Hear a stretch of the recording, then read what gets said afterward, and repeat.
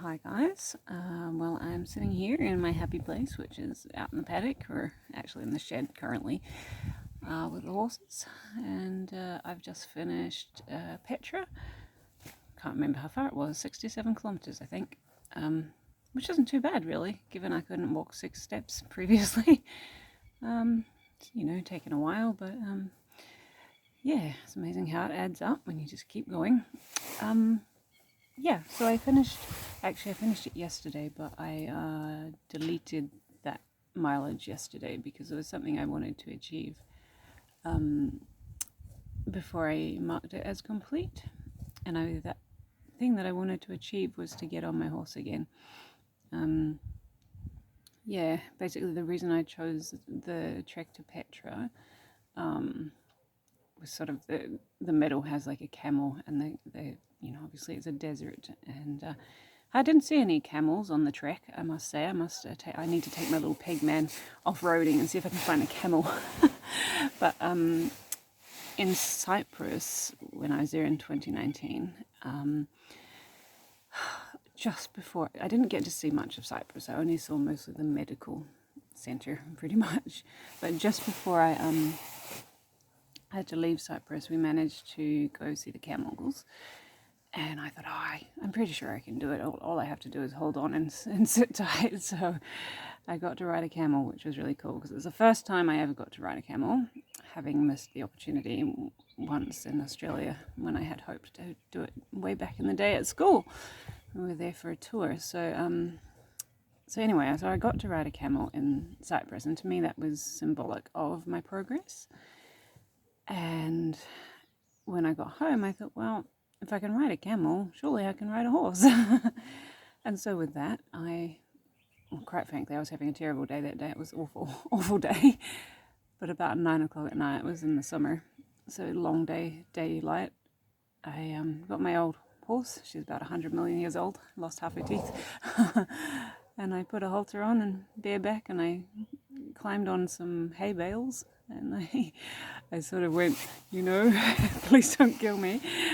And I got on the horse. I was shaking. I was like, wow, now I know how new riders feel.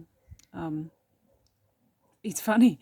Having ridden horses for quite a number of years, it was like, oh, now I know how people feel when they've never ridden a horse before. I was like, whoa, it's really high up here. But I didn't die. And that was the start of me doing quite a few bareback rides. Just a halter and rope. I can't really put a saddle on her because she's got like melanomas and things where the girth would go, so it's just all bareback. She's a bit bony, so I can't go very far before before my backside's like, I think we're going to get up and walk now. So I haven't been able to ride for ages, like since last, I don't know, sort of, suppose, autumn, early autumn, I suppose. I didn't, and then after that I didn't ride at all. In winter couldn't ride at all, and then obviously I've been a lot more sick lately with these cysts and things. So I haven't been able to ride at all for just ages and ages and ages and ages, and I'm like, sucks. So I really wanted to get on the horse, so I did that tonight. It's not been a great day. I won't lie, I'm in a lot of pain. I'm very tired. I'm a little bit over it all. But I'm just trying to make the best of the good moments. That was the ghost in my shed. A whole day can be really rubbish, and then you just get these teeny little moments, and that's what you hold on to. So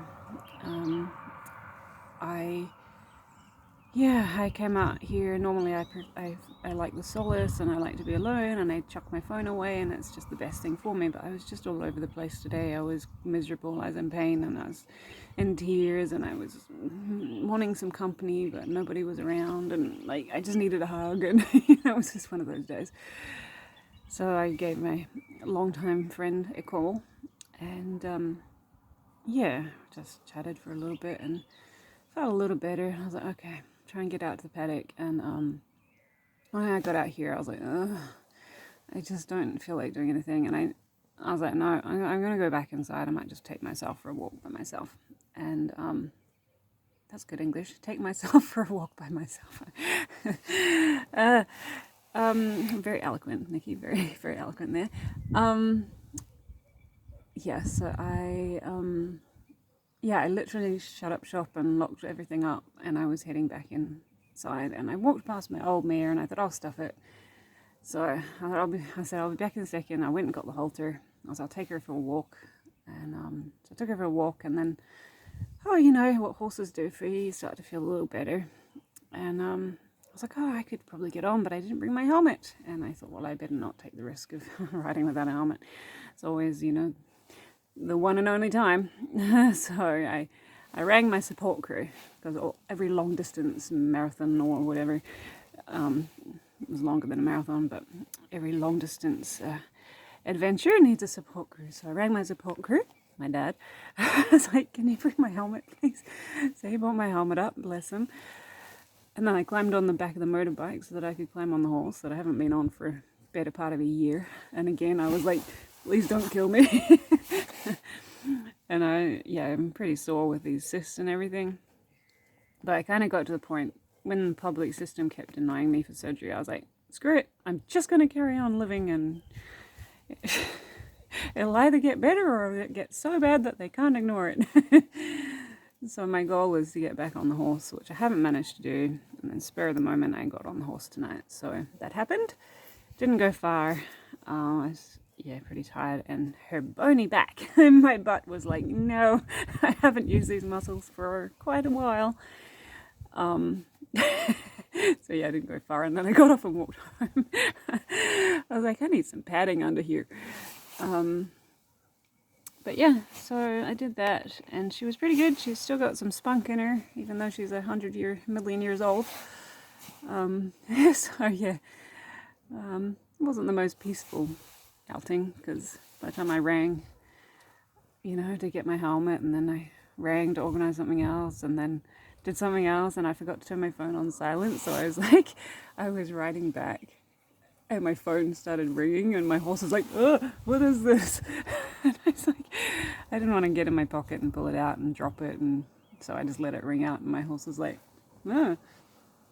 But I was like, well, it's just like the band playing and support. You know how they have it in the various marathons where they have people singing and dancing and playing music on the sidelines and cheering you along? I thought my phone, that was the music. I was like, yeah, just cheering me along. So so it was good. I'm really tired now, sitting outside. It is freezing. It is nearly the end of October. It was freezing. I thought it would be much warmer in the desert, so I googled the weather in Jordan. It's currently 19 degrees, but I googled, and it said that the coldest month is January, and it can get down, it has an average low temperature of 2 degrees and average high temperature, hello sunny, of 13 degrees in January. So there you go. That's something I didn't know before. And it can get cold in the desert. Well, we all know that, but I just didn't know what the temperature in Jordan was. So, so there you go. I have finished my trek to Petra. I'm going to go back and read some of the postcards and some of the information about it. My legs have been working better than my brain lately. So I haven't really read all the information and learned about it and taken many screenshots and photos of the Google Maps yet. So I'm going to go back and do that when I can. And I have my date for surgery, which is the 8th of December. So I'm counting down the days and the weeks, 6 weeks and 5 days, I think it is. Got a lot of money to raise between now and then. So if you want to help out with that, please do so. It's not the greatest feeling in the world, but I'm just happy to have a date, because it just wouldn't happen with public, and even when COVID gets down here again, it'll all shut down again. So this needs to happen kind of now. And I'm missing my dog. This is the first challenge that I've done that I don't have my dog. She's gone on to finish her training and go to some other deserving client in need who's been waiting a long time, but I won't lie, it's tough. And that was part of my bad day, was missing her. And I'm going to choke up if I talk any more about that, so I'm not going to talk about it. But I miss her very, very much. Yes, and that's all I'm going to say about that. So I'm going to spin you around, and it's a bit dark, but you might see the back end of one of my horses. Okay, see you later. There you go. There's one back end of one big horse. I think. I don't know if you saw that, but okay. I'll see you later. Bye.